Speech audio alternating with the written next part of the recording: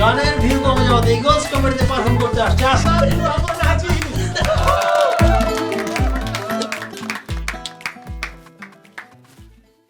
কি অবস্থা সবার? ভালো ভালো ভালো আছে না? না, অনেকে ভাবে এই ঢাকা শহরে মনে হয় আমার কোনো আপনজন নাই, কিন্তু এই ঢাকা শহরে আনাচে কানাচে আমার প্রচুর আপনজন আছে এবং সবাই আমার নানির বাড়ির আত্মীয়, রিকশাওয়ালা মামারা। আর ঢাকা শহরের এমন কোনো জায়গা নাই যেটা আমি চিনি না, যদি সেটা রিকশাওয়ালা মামা চিনি। তো আজকে আমি রিকশাওয়ালা মামাদের নিয়ে কথা বলবো। ইদানিং দেখবেন রিকশাওয়ালা মামাদের অনেক ইগো বাইরে গেছে। সেদিন এক রিকশাওয়ালার আমি ডাক দিছি, এ রিকশা। ওই লোক রিকশা নিয়ে আমার সামনে এসে কইতেছে, হেই প্যাসেঞ্জার।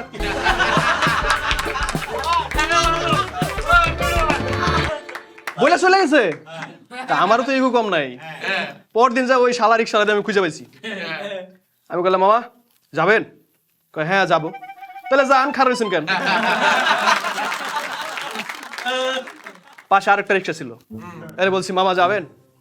কয় আপনি যদি যান তাহলে যাবো। আমি বললাম না, এবার শিওর আমি যাবো। বললেন কত টাকা দেওয়া লাগবো? কয় দিয়েন মামা, আমারে খুশি করে দিয়েন। বললাম ঠিক আছে তাহলে চলেন, মগবাজার চলেন। উঠছি, মগবাজার এসে নামছি। নামার পর ওই মামার আমি সুরসুরি দিছি।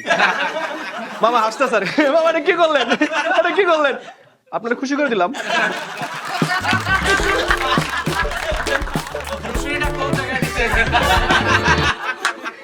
এই মিরপুর এরিয়াটা আসে আমি চিনি না বেশি একটা, মানে আমি জাস্ট গোলায় ফেলাই। ওই 10, 11 এগুলো আবার ভুল হয়ে যায়। ওই দিন আমি মিরপুর গেছি।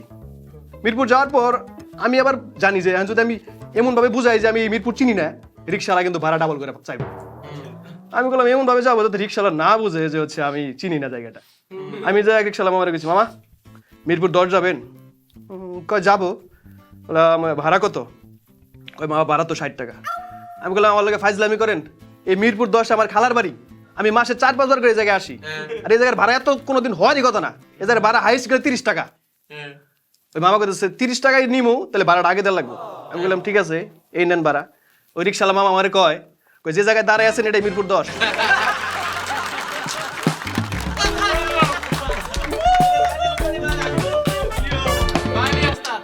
পরে আমি বললাম ঠিক আছে সমস্যা নাই, যেহেতু আপনি আমার ধরেই ফেলছেন। আর মিরপুর 11 যাবেন? কয় যামু, ভাড়া লাগবে 60 টাকা। আমি বললাম মামা দিন দিন আপনারা ভাড়া কেন বাড়াইতেছেন? আমি বুঝলাম না, 60 টাকা ভাড়া কেন হয়? কয় মামা বুঝুনি তো, তেলের দাম বাড়ছে। আমি বললাম তেলের সাথে এই রিক্সার কি সংযোগ? কয় মামা চেনের মধ্যে তেল দেওয়া লাগে না।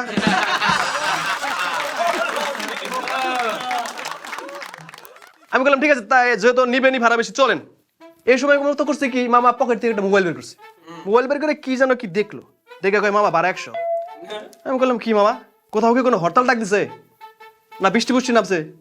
কয় মামা আপনি তো মনে আবহাওয়ার তার খোঁজখবর রাখেন না, ঢাকার বিভিন্ন জায়গায় অলরেডি বৃষ্টি নামছে। আমি বললাম ঠিক আছে তাহলে চলেন, যাইতেছি। এমন সময় এক ওই বাইক রাইডারের লগে দিছে লাগাই। বাইক রাইডার উঠে কইতেছে, এই মামা আপনি চোখে দেখেন না, কই লাগাই দিলেন, পিছনে লাগাই দিলেন। কয় মামা শুকরিয়া করেন, রাগ করেন না, আপনি আল্লাহর কাছে শুকরিয়া করেন যে আপনি বাইসে আছেন। কই কে এই কথা কইতেছেন কেন? কয় মামা অন্য দিন আমি ট্রাক নিয়ে বেরোই, আজকে রিক্সা নিয়ে বেরোছি।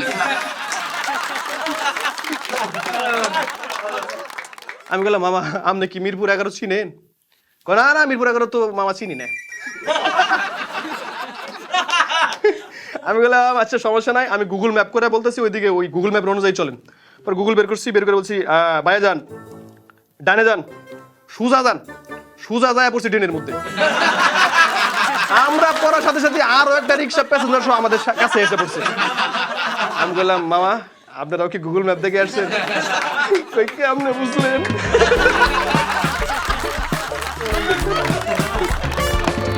ঢাকা শহরের রিক্সাওয়ালাদের যে পাওয়ার, এটা বুঝতে পারবেন তখন যখন দুটা রিক্সাওয়ালা ঝগড়া লাগে।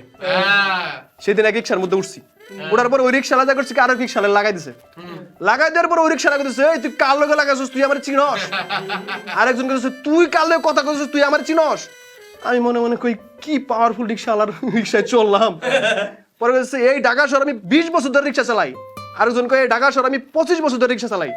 পাওয়ারটা চিন্তা করেন, একজন 20 বছর ধরে রিক্সা চালায়, একজন 25 বছর ধরে রিক্সা চালায়, কিন্তু রিক্সাই চালায়। আমি বললাম আপনাদের নিজেদের মধ্যে পরিচয় পরে হইতে পারবেন, আগে আমারে পৌঁছায় দেন। আমার একটা বাজে অভ্যাস আছে, মানে আমি যখন রিক্সায় যাই অথবা গাড়িতে যাই, আমি সবসময় দেখি আশেপাশে কোথায় কি লেখা আছে, কোন দেওয়ালে কি লেখা, কোন বোর্ডে কি লেখা। সেদিন দেখে রিক্সার পিছনে লেখা মা বাবার দেওয়া। আমি বললাম এই তো বানান ভুল করছে। আমি যে কাছে যাই বললাম এ মামা আমরা রিক্সার পিছনে তো বানান ভুল লিখছেন, এ জায়গায় তো মা বাবার দেওয়া হবে না, এখানে হবে হচ্ছে মা বাবার দোয়া।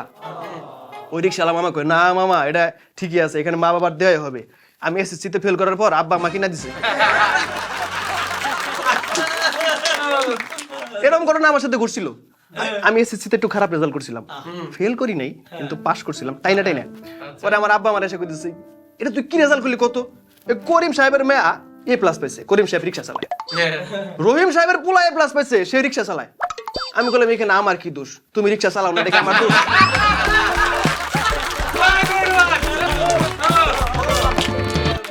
আমার গার্লফ্রেন্ড আমি রিক্সা করছি, রিক্সা চালাইতেছে, আমি পিছনে বসে আছি। মামা বলে মামা জোরে চালাও, মানে জোরে যাও। মামা জোরে যাইতেছে, আরো জোরে যাও। মামা জোরে যাইতেছে, আমি বললাম আরো জোরে যাও। এটা শুনে মামা কইতেছে আমি কেমন নাইমা দৌড় দিমু? রিক্সা যাইতেছে এমন সময় আমার গার্লফ্রেন্ড বলছে এই আসতে। রিক্সাওয়ালা আমাকে আমনে না কোন জোরে চালাইতে। আমি বললাম তুমি বুঝো না, এটা আমারে কইছে, তুমি যাও।